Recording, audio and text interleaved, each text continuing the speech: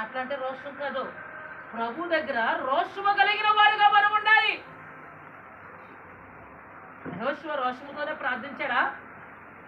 పట్టుదల కలిగి, నేను రోషము కలిగి ఉన్నానని మరొక దైవజనుడు అన్నారు. ఏలియా అంటున్నాడు, 450 మంది బయలు దేవతని జయించలేదా? నేను ఒక్కదాన్ని తక్కువ చేయదు ప్రభా, నేను కూడా ఏలియాలో మానవ స్వభావం కలిగిన దాన్ని, నా ప్రార్థన అంగీకరించి విడుదలగా ఇచ్చాయి అని ప్రార్థన చేసి నాకు శక్తిగా ఇంకా రెట్టింపు శక్తి నాకు ఇచ్చాను. దేవునికి మహిమ కలుగును. ఎందుకో తెలుసా? నువ్వు దేవుని శక్తి కలిగి ఉంటే, అమ్మ వింటున్నారా? దేవుని ప్రార్థన శక్తి కలిగి ఉంటే దురాత్మలు చూసి పరిగెడుతూ ఉంటారు.